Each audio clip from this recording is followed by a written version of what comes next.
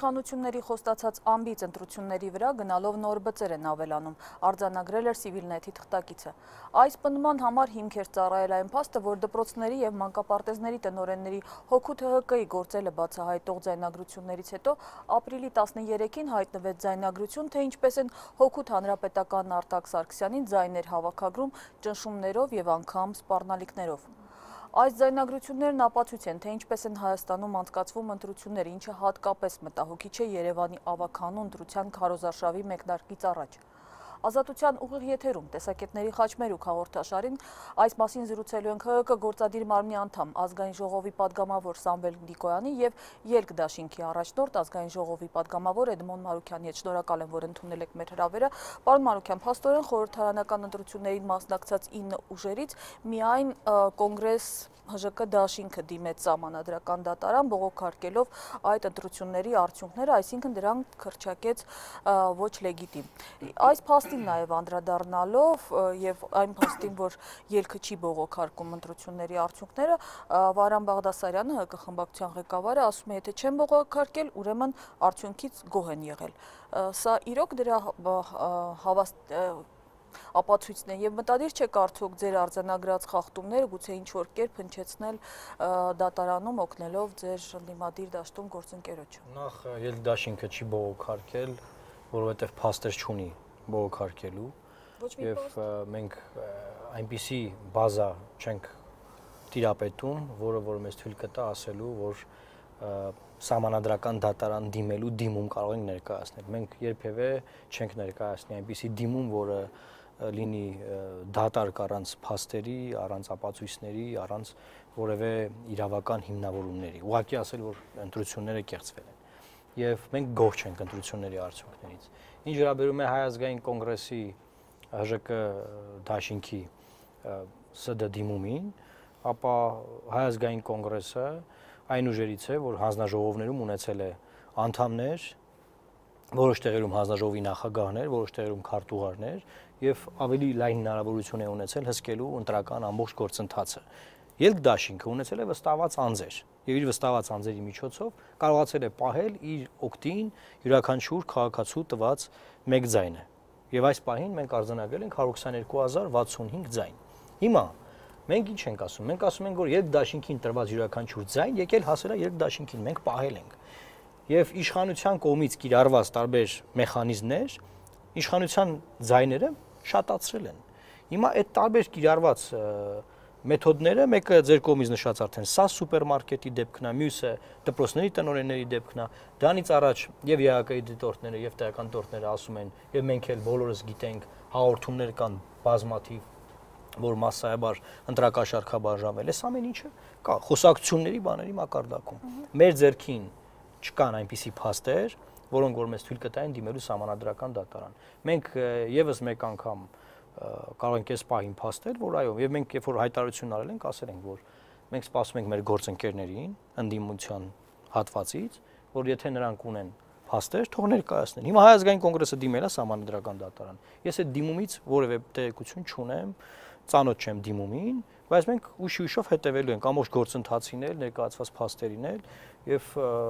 ցանկացած առումով մեր ունեցած հնարավորություններով կարող ենք աջակցել։ Դիմումի վերաբերյալ առնվազն մեկ փաստ հայտնի է, որ այդ ՍԱՍ-ում նախընտրական ժողովի ձայնագրությունը այդ դիմումի մաս է կազմում, այդ մասին ասուլիսում ասել էր Հայ ազգային կոնգրես խմբակցության ղեկավար Լևոն Զուրաբյանը։ Պարոն Նիկոյան, ես հույս ունեմ, որ ի տարբերություն այլ հանրապետականների դուք չեք ասի, որ դուք չեք լսել այդ ձայնագրությունը եւ եթե լսել եք, ինչպես է գնահատում այն փաստը, որ ուղղակի արձանագրված է, որ իրենց վրա ուղղակի ճնշում է գործադրվում, որոշ տեղերում նաև սպառնալիքներ են գործադրվում, հաշվի առնելով կոնկրետ այդ հիմնարկում աշխատելու հանգամանք, այնտեղ կոնկրետ անուն ազգանուններ են հնչում մարդկանց։ Նախ ես կուզենայի շնորհավորել բոլոր այն քաղաքական ուժերին, ովքեր ամեն դեպքում հաղթահարել են պատնեշը եւ հայտնվել են ազգային ժողովում։ Կարծում եմ, որ շատ հետաքրքիր պարլամենտ է լինելու, հաշվի առնելով նոր լիազորությունները եւ այնտեղ ներկայացված քաղաքական ուժերը եւ այսպես ծանր ընտրարշավ էր, ընտրարշավի ընթացքում յուրաքանչյուր քաղաքական ուժ ունեցավ հնարավորություն ամբողջությամբ կիրառելու իր հնարավորությունը, իր գաղափարախոսությունը ներկայացնել ժողովրդին, ազատորեն օգտվեց մամուլից եւ ամենակարևորը ընտրողին կարողացան վստահեցնել եւ ընտրողը վստահ եղավ, որ ամեն դեպքում ինքը գնալու է տեղամաս, ինքը գաղտնիք քվեարկելու է եւ իր ձայները արդարացիորեն հաշվելու են։ Ամենակարևոր ձեռքբերումներից մեկը դա է։ Երբ իմ գործընկերը ասում է, որ մենք կարողացանք տեր կանգնել մեր դաշինքին տրված ձայներին, նկատի ուներ նաեւ հավանաբար այն հանգամանքը, որ ընտրական օրենսգիրքը այնպես էր մշակվել, որը գրեթե հնարավորություն չէր տալիս որևիցե մեկին կարողանալ կեղծել որևիցե մեկի ձայնը կամ սխալ հաշվարկել կամ ճնշում գործադրել տեղամասում քվեարկողի քվեարկության վրա։ Յուրաքանչյուր ընտրող համոզված էր եւ ընդդիմությունը կարողացավ եւ մենք էլ կարողացանք բոլորին համոզել, որ դուք գնացեք գաղտնի քվեարկեք եւ ձեր ձայնը արտարացիորեն հաշվելու է։ Հիմա ինչ վերաբերում է կոնկրետ այդ ձայնագրությունը դուք ճիշտ կռայեցիք, ես լսել եմ եւ երկու անգամ եմ լսել, ավելին ասեմ։ Այն որ դա կարծեմ դատախազությունը զբաղվում է այդ գործով, կարծես թե այլևս մեզ քիչ բան է տալիս դրա մասին խոսելու։ Եթե իրավական հարթությունում է, քաղաքական հարթության մեջ, իրավական հարթությունում է, այլևս քաղաքական գործիչները պետք է որ մի քիչ ավելի զուսպ լինեն, որովհետեւ մեղադրվում է այնտեղ հանցագործությունների մեջ ըստ մամուլի, այո, եւ դրա գնահատականը պետք է իրավապահ մարմինները տան։ Անշուշտ կար անցանկալի շեշտադրումներ, բայց ես կուզենայի դուք նաեւ ուշադրություն դարձնեք երևել հանգամանքի վրա, որ երկու անգամ ասում սա խնդրանք է։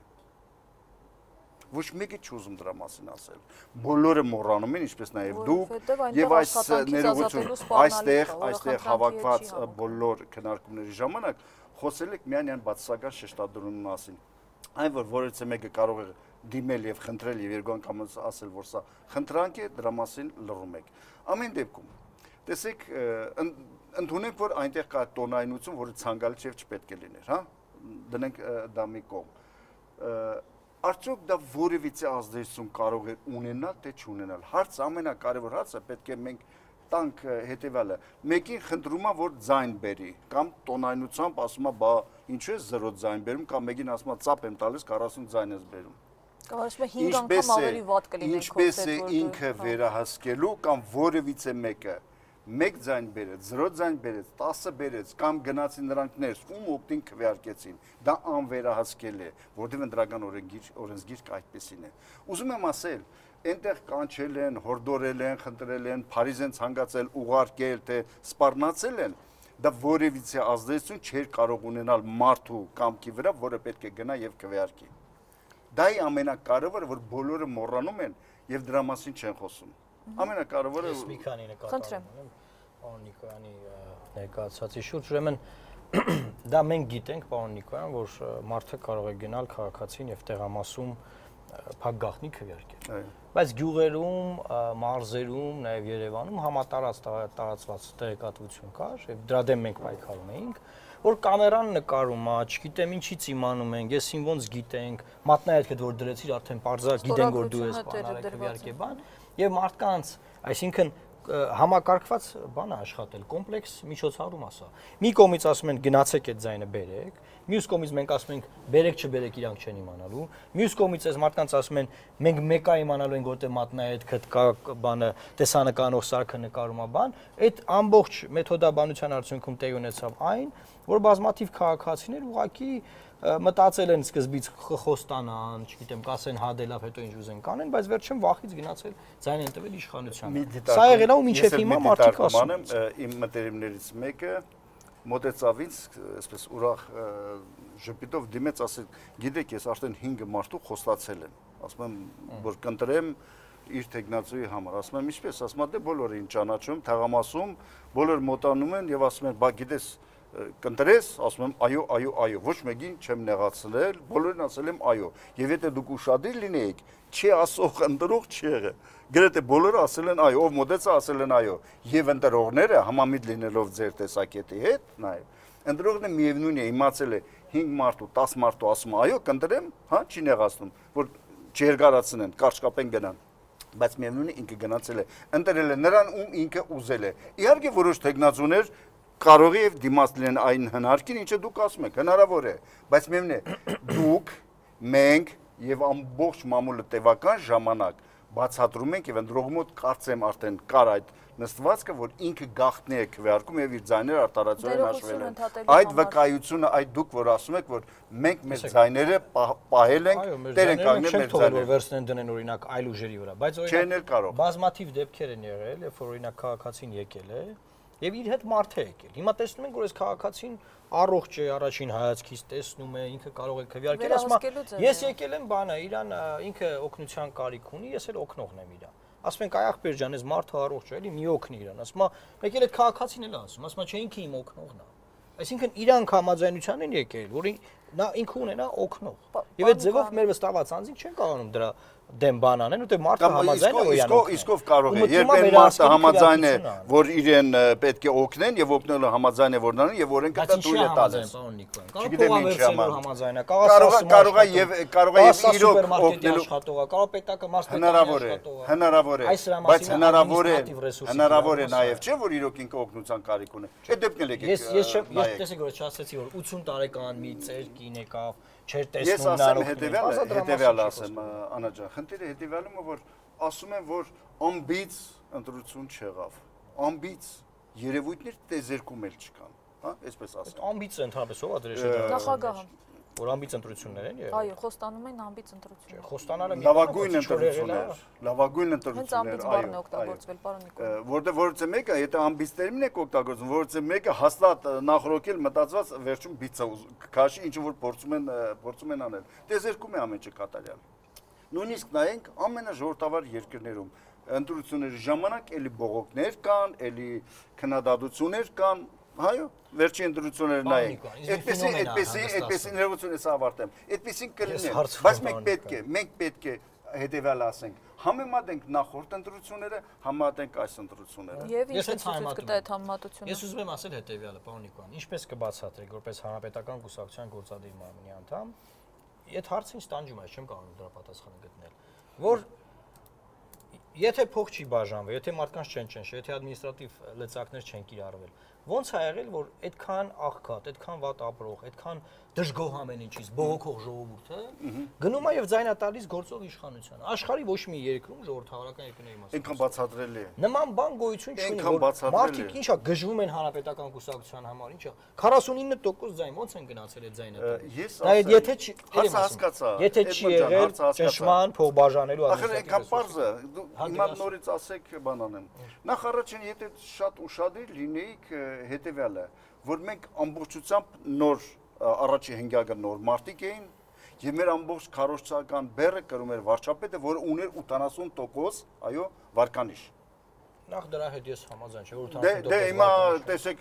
մի կարող ենք ոչ մի բան չհամաձայնել, որ անիմաստ ներողություն, շարունակեմ, հարցը տվել եք, չէ, ես ասեմ։ Այսինքն ում վրա դրված էր հիմնական բեռը, նա ուներ բարձր վարկանիշ, լավ, այդպես ասեմ, որ չվիճարկենք տվիժուրը։ Բոլորն առաջի դեմքերը, որ ցուցակում կան, գրեթե անխոցել են, նոր դեմքերը, նոր մարտիկ էին եւ այլ եւ այլ։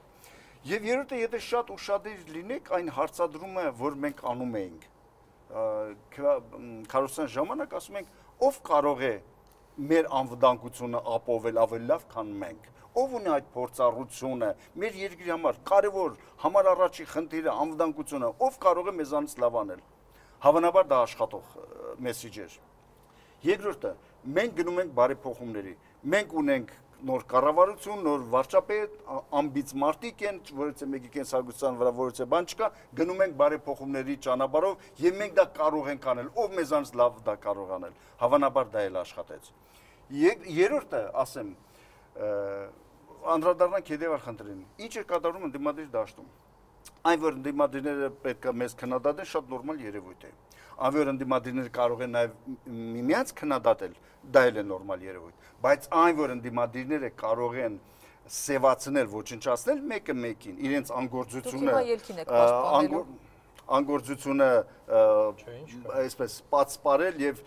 մեղադրել մեկին եւ ինչով Բաղրամյան 26-ի հաճախորդը լինելու նրանց պրոյեկտը լինելու եւ բոլորին մեղադրեցին գրեթե եթե մեկը քիչ է մեղադրել կամ չի մեղադրել թող ինձ ներել Արդյունքում ինչ ստացվեց։ Ընտրողը ասում է, եթե ես պետք է քվեարկեմ Բաղրամյան 26-ի պրոյեկտների համար։ Դուք չեք մեղադրել, բայց Նիկոլ Փաշինյանը մեղադրել է, ներողություն։ Այս քարոզարշավի ընթացքում Նա ասում է, ընտրողը ասում է, եթե ես պետք է որևիցե պրոյեկտի օգտին քվեարկեմ, այնա հենց իրենց օգտին քվեարկեմ, այլ ոչ թե պրոյեկտի օգտին քվեարկեմ։ Հետո մի մոռացեք, որ տեղական ինքնակառավարման 70%-ը հանրապետական կուսակցության անդամներն են։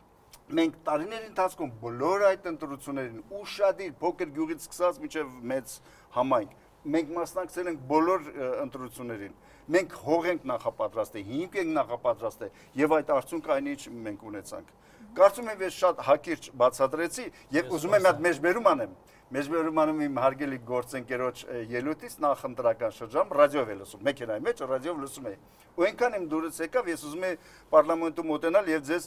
շնորհավորել այդ ելույթի կապակցությամբ։ Դուք ինչ եք ասում։ Խոսքը վերաբերում էր որ պետք է գային դիտորդական առաքելություն, սփյուռքահայերը եւ այլ եւ այլ։ Դուք մի միտք ասեցիք, չգիտեմ հիմա դա մտքին եք թե չի, ասեք, այո, նրանք կգան եւ կամրագրեն, կփաստեն հանրապետականի հաղթանակը եւ կգնան, որովհետեւ հանրապետականը ունի այն ռեսուրսը տարիների ընթացքում այն ռեսուրսը ունի, որ ինքը այս ընդրական օրենսգրքով հավանաբար կգնան այդ ճանապարհով, մակուր ընտրություն կանեն եւ կհաղթեն։ Եվ մի երկրորդ միտքն էլ ասեց, որ շատ հետաքրքիր էր։ Ասեց այդ դրանից հետո ես մտածում եմ ինչ կանեն այն քաղաքական ուժերը, որ բոլոր քվեարկություններից հետո բողոքել են Սամարական դատարան եւ միշտ բողոքի մեջ եղել է որ կա կրկնակ քվեարկություն, հայերի մեծ մասը արտասահմանում են, այդքան քվեարկողներ չկա, դրսում գտնվողների փոխարեն քվեարկել են, չգիտեմ մահացածների փոխարեն են քվեարկել, կարող ես բառերը շփոթում են։ Այսինքն ինչ է լինելու այդ քաղաքական ուժերի, ինչ են անելու նրանք։ Հենց այդ ժամանակ ես մտածեցի Եթե փոխադարձ կապներ ես կասեի, որ պարոն Մանուկյան, այդ քաղաքական ուժերը դիմելու են սահմանադրական դատարան, ուրիշ բան չեն անելու։ Նրանք չեն կարող ասել, որ մենք սխալ ենք եղել բոլոր այն քվեարկությունների, ընտրությունների ժամանակ, որ ասել ենք Հայաստանում այդքան ընտրող չկա։ Հիմա պարզվեց, չէ՞ որ այդքան ընտրող կա։ Դե հիմա կտեսնենք սահմանադրական դատարանում, բայց ես ուրիշ բան։ Այդքան ընտրող կա։ Այսինքն դուք նաև կանխագուշակեցիք, նաև հարցադրումներից ինչ են անելու այդ ուժերը թղթեր են հավաքելու ու տանելու են սահմանադրական դատարան, որովհետեւ ապացուցեն ինչ են անցած անգամ պարտվել եւ ապացուցեն թե ինչու են իրենք հիմա պարտվել։ Հակա անցած անգամ չի պարտվել։ Տեսեք, երբ որ ռեյտինգային այս ընտրական օրենսգիրքը դրվեց շրջանառության մեջ, ես առաջիններից էի, որ դրա դեմ պայքարում էի եւ ընդդիմադիր շատ ուժեր դեռևս չէին պատկերացնում, չէին գիտակցում դրա պոտենցիալը, թե դա ինչի է բերելու։ Եվ ես ասում եի, որ իրենք կարող են տեղամասերում այլևս որևէ խախտում չանել։ Սա մասին է խոսքը գնում եւ մեծ հաշվով այն ինչ որ ասվել է դա էլ տեղի է ունեցել, բայց տեղամասերից դուրս եղած խախտումների մասին ենք մենք պարոն Նիկոյան հիմա խոսում, հենց ՍԱՍ-ի գործը, դպրոցների գործը, այդ զանգվածային փոխբաժանելու դեպքերը, որոնք տեղամասից դուրս է։ Եվ ես իմ կոչը ինչ էր Սփյուռքին։ Ես ասում եմ, Սփյուռքը պետքա գա եւ Հայաստանի բազմաթիվ սփյուռքահայեր կան, որ սփյուռքահայեր են կոչվում, բայց Հայաստանի քաղաքացիներ, նրանք իրավունք ունեն քաղաքական պրոցեսների ներգրավեն պրոցեսներին, ոչ թե դիտորդություն անեն։ Հայտ էլա ողջունել, ես ողջունում եմ, բայց գան աջակցեն, որ ընդդիմադիր ուժերի կարողությունների զարգացում տեղի ունենա։ Ես այնքան ճիշտ էի գնահատում ձեր ասած ինչ ասում եք։ Հայտարարագիրը նայենք, տեսնենք, հանրապետությունում որքան դուք անշարժ գույք ունեք, որքան տարածքներ ունեք, հանրապետական կուսակցության վրա գրած։ Հիմա նայենք, որ քաղաքական ուժ ունի եւ այդ անհավասար մրցակցության մեջ ինչ ռեսուրսների պայքար է գնում, էլի։ Եվ այն ինչ որ ասել ենք նախապես, երբ որ ընդդիմությունն ասում էր, ընտիր ընտրական օրենսգիրքը, ընտիր մի հիանալի ընտրական օրենսգիր, ես հիանալի ընտրական օրենսգիրքը բերեց նրան, որ հանրապետական կուսակցությունը հավաքել է 49% ձայն։ Ու ես վստահ եմ, պարոն Նիկոյան, համաձայն եմ ձեզ հետ, որ դուք ասում եք առաջի 5-ակը փոխել ենք, բան, նոր դեմքեր են, բան, նոր դեմքեր են, բայց մարդիկ թեկուզ տասնյակը դրա համար չեն գնացել ձայն տվել, էլի։ Հա վարչապետի ռեյտինգը կարող է բարձրանալ մյուս հայամատած մյուս հանրապետականների ռեյտինգի հետ։ Բայց այդտեղ դերա խաղալ է փողը, դերա խաղալ ադմինիստրատիվ ռեսուրսը, դա ունենք։ Մեկը ես ասում, դուք 5 կետերից մեկ ես տարբեր կետեր նշեցի, չէ՞, ինչու են գնացել եւ քվեարկել։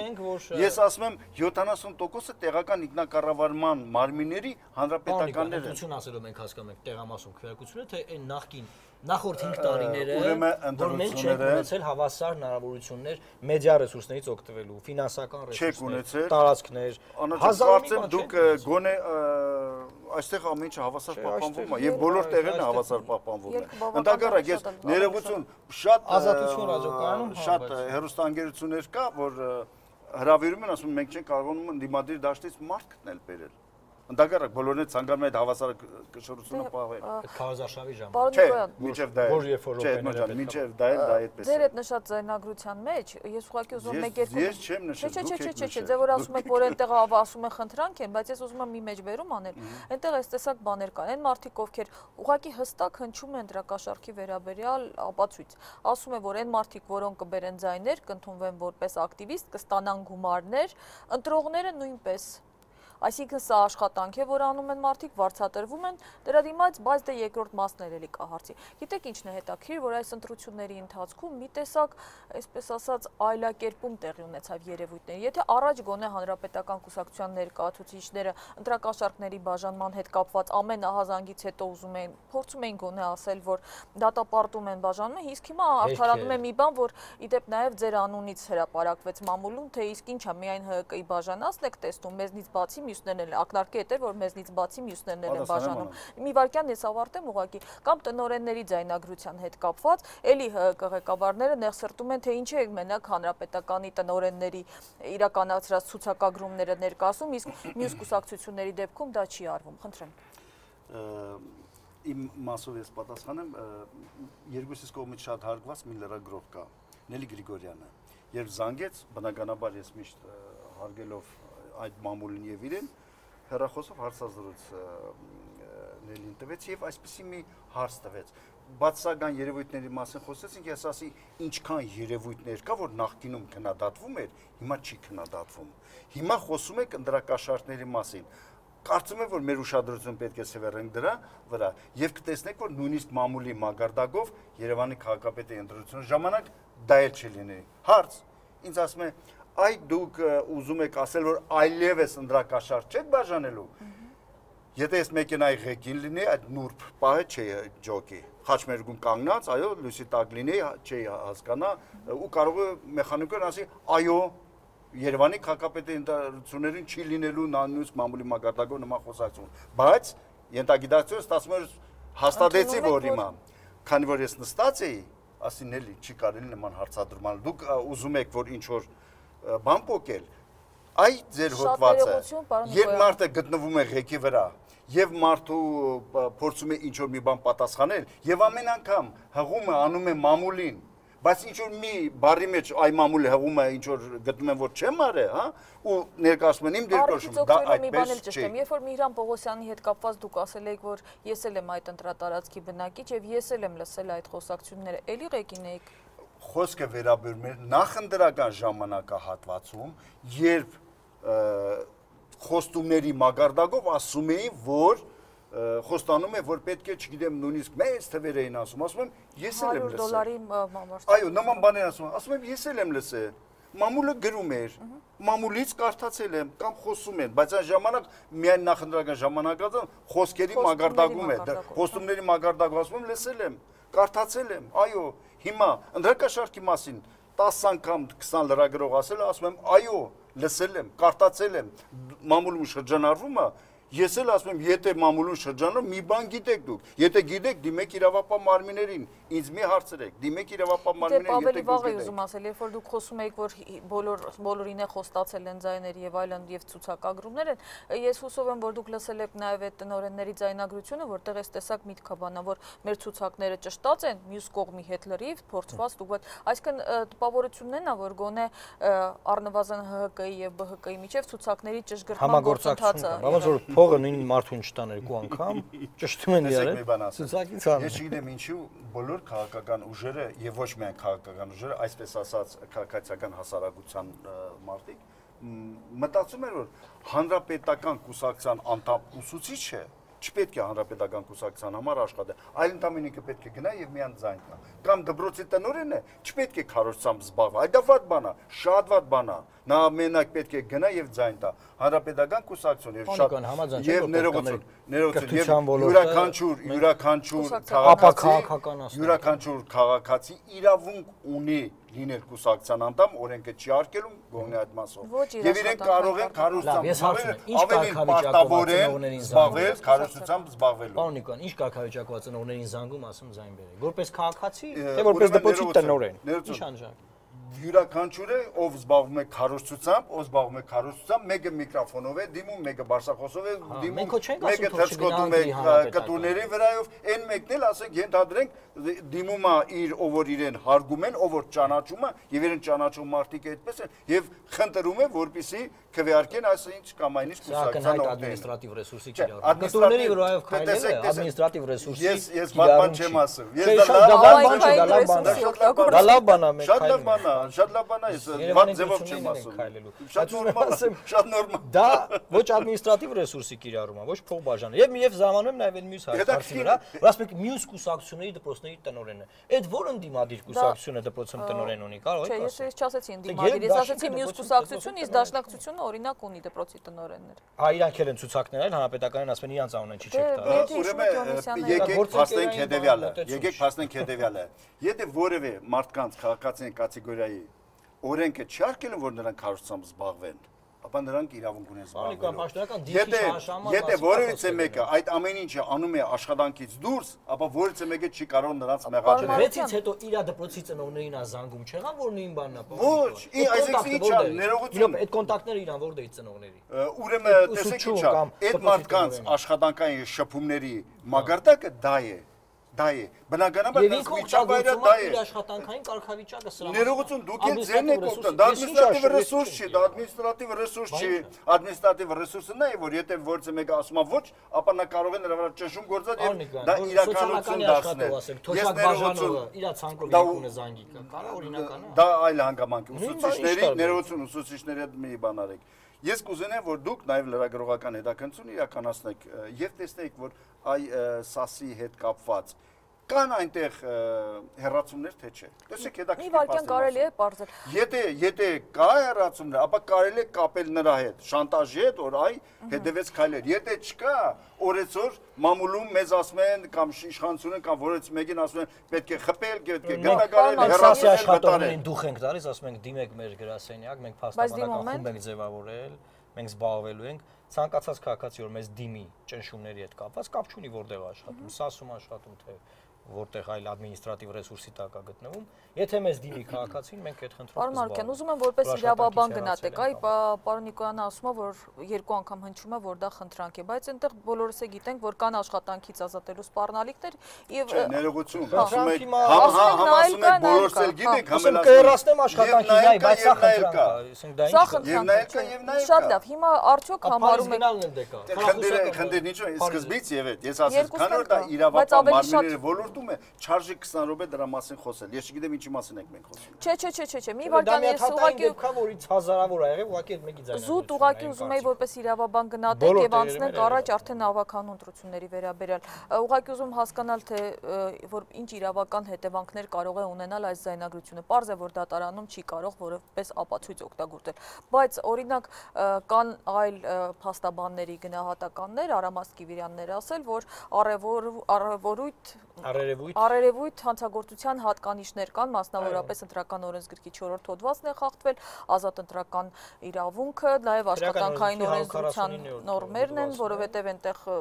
սահմանված է, թե որ դեպքում կարող է աշխատողը ազատվել աշխատանքից, ես այստեղ որտեղ կարծես թե էլի ինչ։ Մենք ինչի ենք ասում, որ պետք է իրավապահ մարմինները քննություն իրականացնեն։ Ես երկու հարցազրույց եմ տվել, երկու հարցազրույցում էլ ես իմ կոչն եմ արել իրավապահ մարմիններին, որ պետք է քննություն իրականացվի, այդ անունն ազգանունները, որ այնտեղ տրվել են, հրապարակված է, չէ՞։ Այդ մարդկանց կանչեն, հարցաքննեն, տեսնեն իրենց ընտրական իրավունքի վրա, ազատ կամ արտահայտության վրա, ինչ ճնշումներ ա եղել, դա ինչ արդյունքի ա բերել, աշխատանքից են հեռացվել, թե այդ մարդը այդ ձայները բերելա չի հեռացվել։ Այդ մարդիկ պետքա հարցաքննվեն, պետքա քրեական գործ հարուցվի եւ ընթացք ստանա։ Մեր զրույցի ես ներողություն մի կամպայման ես ուզում եմ ասել, ձեզ մոտ այստեղ հանդիպում է եղել եւ ես նայեցի ուրեմն համացանցով եւ երբ խոսքը վարում այն Դանիելին, որը զանգել է եւ գաղտնա ձայնագրել է։ Ինքը չի զանգել, ՍՈՒՏԵՄ կայքի աշխատակիցներն են զանգել։ Իսկ ով ասեց։ Ինչու եք դուք ասում եք ինքը չի զանգել։ Չէ, դա իմ ասում եք մամուլի, որովհետեւ ասում եք մամուլը կարող է այս անել անել։ Դանիելն է հրապարակել։ Դե հասկանալի է ինչ է, հասկանալ դա ինչ անելու։ Լավ է որ մեկը կարծեմ ձեր հյուրից մեկ ասեց, ես դա չի անի։ Եվ հավանաբար այն երկրները ում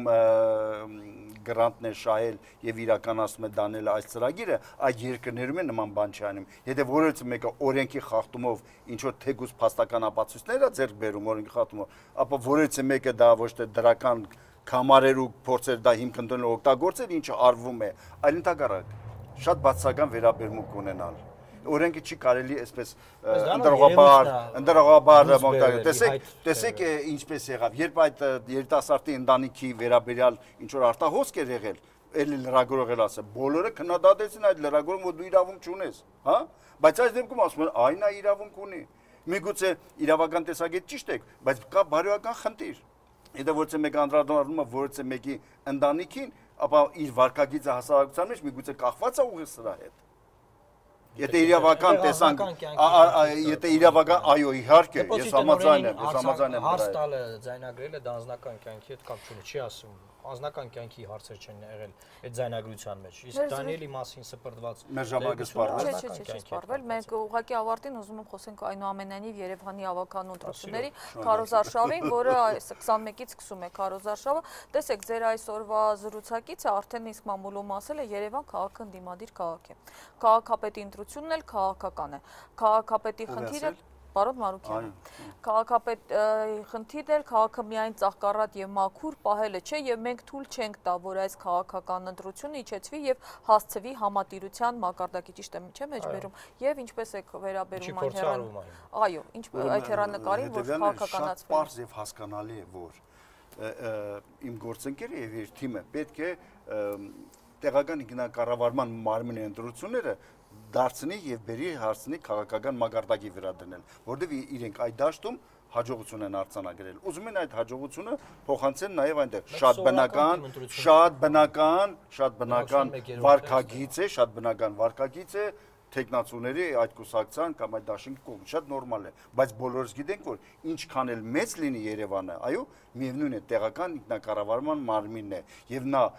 օրենքներով, լիազորություններով, այո, կամ սահմանադրությամբ իրեն շատ այլ լիազորություններ չկա տրված, նա չի զբաղվում քաղաքականությամբ, նա չի զբաղվում արտաքին քաղաքականությամբ, նա չի զբաղվում պաշտպանությամբ, չի զբաղվում ներքին քաղաքականությամբ եւ այլ եւ այլ։ Այսինքն որևիցե քաղաքականությամբ չի զբաղվում Երևանի քաղաքապետը։ Նա զբաղվում է ձեր ասած կանաչապատմամբ, աղբահանությամբ, ձների մաքրումով, հոսանք, լուր, ջուր, կենցաղայի եւ այլ եւ այլ։ Այն առումով որ ընտրությունները իր մեջ պարունակում են որոշակի քաղաքական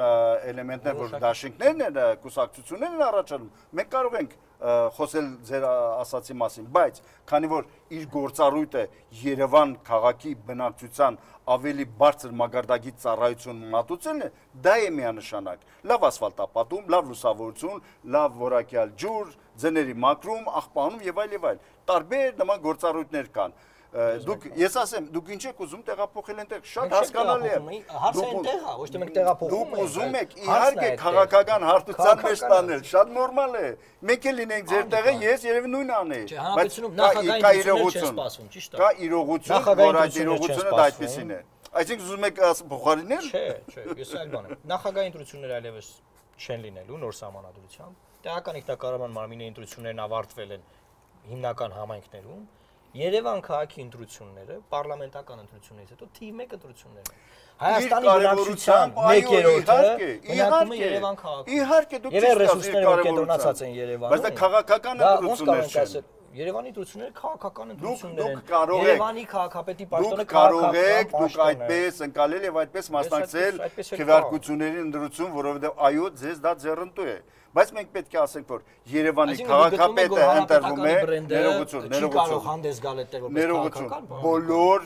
հարթության մեջ ինքը կարող է հանդես գալ եւ ինքը կարող է հանդես գալ իր կատարած գործերով, որ մեր մայրաքաղաքը այսօր համեմատվում է եվրոպական երկրների մայրաքաղաքների հետ։ Մենք կարող ենք 5 կամ 10 տարի առաջ Երևանը դնել եւ այսպես համատել, կոնկրետ տարած գործեր կան եւ կոնկրետ նպատակներ կան։ Այդ հարթության մեջ լինելու է ամեն ինչը։ Ռիսկեր կան, ինչ վատ կառավարում կա, անարդյունավետ կառավարում, ոնց են ծառերը հատում, անհասկանալի կլներ, եթե դուք գովեիք։ Նորմերը խախտում, անհասկանալի կլներ, եթե դուք գովեիք եղած։ Գազելում նվաստանում այսօր, մենք էլ այդ բոլորը ներկայացնում ենք, որ մենք գալիս ենք փոխելու այդ իրավիճակը։ Գալիս ենք այսպիսի եվրոպական գազելի փոխարեն ասենք այլ տրանսպորտ։ Այդ գծատերերի ինստիտուտը պետք է ընդհանրապես վերացվի։ Եվ վերջին հարցը թերևս ես հասկանալ ներողություն, ես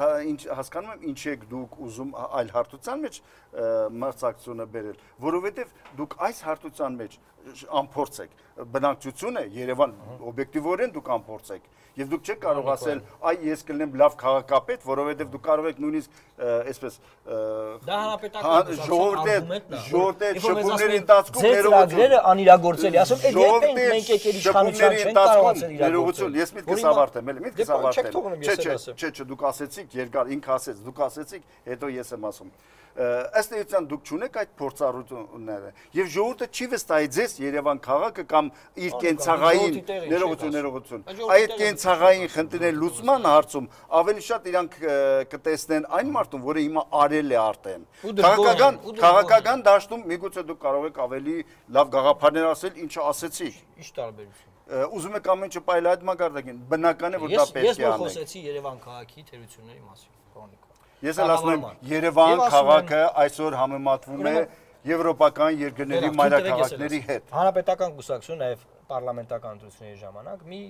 այսպիսի միտք է դրել շրջանառության մեջ, որ ընդդիմության ծրագրերը կապ չունի, դա ելքդաշինքն է, ով է ասում։ Դրանք անիրագործելի են։ Իսկ մեր ծրագրերը իրագործելի են, որտեղ մենք փորձ ունենք, մենք իրագործել ենք։ Ես ասում եմ Հայաստանում 17 տարի իշխանափոխություն չի եղել, եւ դուք փաստ չունեք, որ ինչ-որ ուժ եկել իշխանության, չի կարողացել իրագործի։ Հետո գնացել այլի դուք եք եկել սկսել եկել իրագործել, ու դուք այդ փաստը ունեք, հիմա այդ արգումենտը օգտագործում եք։ Հայաստանում իշխանափոխություն չի եղել, Երևանում էլ չի եղել։ Չէ, եղել է, իշխանափոխություն եղել է։ Երրորդ անգամ է ուզում ընտրվի Երևանի քաղաքը։ Սա ըստեյության նախկինում ինքը փոխքաղաքապետ է, փոխքաղաքապետ, ինքը ամբողջությամբ եղել է մի անգամ, սա երկրորդ անգամն է, սա երկրորդ անգամն է։ Երևան քաղաքի կառավարումը վերցնել, որ մենք գտնենք սխալ է։ Դա պետք է երևանցիները որոշեն։ Բայց դուք ինչ եք ասում ժողովուրդը կորոշի դա պետք է որոշեն։ Դուք որոշեք, ասում ժողովուրդը կորոշի։